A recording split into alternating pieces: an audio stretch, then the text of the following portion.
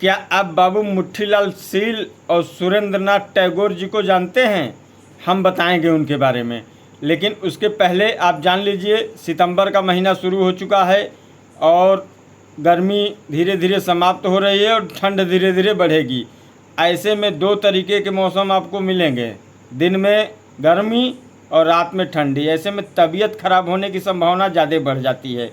आपको अपने शरीर को स्वस्थ रखने के लिए स्वस्थ और स्वच्छ पोषण का उपयोग करना चाहिए।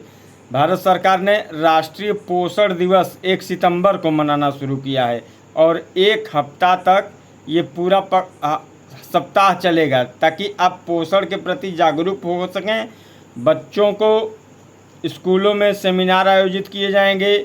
स्वास्थ्य विभाग, तमाम एनजीओ और तमाम जागरूक लोग आपको यह समझाने का प्रयास करेंगे कि आप स्वस्थ रहने का प्रयास कीजिए, उचित और व्यवस्थित भोजन खाइए ताकि आपका शरीर स्वस्थ रहे और आप खुद का विकास करें, देश का भी विकास करें।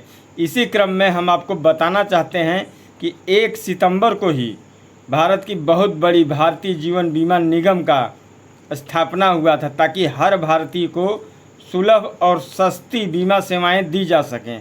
इसके लिए सबसे बड़ा कार्य किया था बाबू सुरेंद्रनाथ टैगोर जी ने। इन्होंने हिंदुस्तान इंश्योरेंस सोसाइटी की स्थापना की, जो आगे चलकर भारतीय जीवन बीमा के रूप में आपके सामने है। अब थोड़ा बाबू मुट्ठीलाल सील जी के बारे में समझ लीजिए।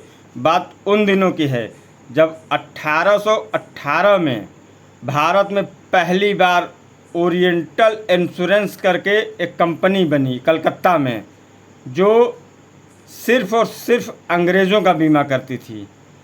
तो इसके लिए बाबू मुट्ठीलाल जी ने प्रयास किया और फिर वो कंपनियां भारतीयों का भी बीमा करने लगीं, लेकिन अधिक प्रीमियम लिया जाता था। उन्हें भारतीयों के जीवन शैली या भोजन की गुणवत्ता पर शक था, इसलिए उनसे अधिक प्रीमियम लिया जाने लगा। ये सब देखते हुए बॉम्बे में भी एक सोसाइटी बनी जो भारतीय लोगों का बीमा करने लगी। इस तरह धीरे धीरे भारतीय बीमा कंपनियों का विकास हुआ और धीरे धीरे कई भारतीय कंपनियां आ गई देश में बीमा करने के लिए। लेकिन प्राइवेट सेक्टर के लोग कहीं न कहीं कुछ न कुछ गड़बड़ी हो जाती है, कर देते हैं, चाहे जो समझिए। इसी क्रम में भारत के सांसद 1956 में फिरोज गांधी जी ने एक प्रस्ताव लाया संसद में कि प्राइवेट बीमा कंपनियां लोगों का पैसा गोलमाल करती हैं, हड़प लेती हैं, क्लेम देने में दिक्कत कर रही हैं। तो ऐसा करते हुए भारत के प्रख्यात उद्योगपति और टाइम्स ऑफ इंडिया के मालिक सचिन जी को 2 साल की कारावास की सज़ा हुई और फिर यह प्रस्ताव लाया गया कि प्राइवेट बीमा कंपनियां बंद होंगी और उसके बाद उनकी जगह पे भारतीय जीवन बीमा निगम की स्थापना भी 1 सितंबर को ही हुई थी। तो इस प्रकार सितंबर का महीना हमारे लिए बहुत अच्छा है। और इतना ही नहीं, भारतीय जीवन बीमा निगम भारत के बाजार को, भारत के विकास कार्यों का भी पोषण करती है। यह भी वास्तव में पोषण दिवस का ही एक रूप है। भारतीय जीवन बीमा जिस कंपनी के सर पे हाथ रख दे उसका मार्केट बढ़ जाता है। सरकार के पास जब पैसे की कमी होने लगती है तो वो भारतीय जीवन बीमा का दरवाज़ा खटखटाती है और भारतीय जीवन बीमा को अगर वो काम पसंद आ गया तो फिर सरकार को पैसे की ज़रूरत ही नहीं पड़ती। अब आप ये समझ लीजिए कि भारतीय जीवन बीमा निगम 52 लाख करोड़ रुपए का मैनेजमेंट करती है। सोचिए कितनी रकम है। अगर ईमानदारी से भारत के हर वयस्क को बांटा जाए तो 50-50 हर वयस्क के 50-50 हज़ार रुपया हर वयस्क के हिस्से आएगा। इतने पैसे का मैनेजमेंट भारतीय जीवन बीमा निगम करती है।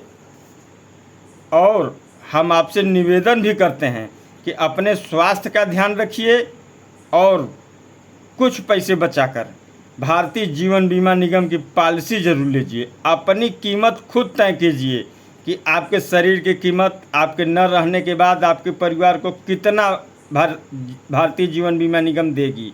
आप अपनी कीमत खुद लगाएंगे।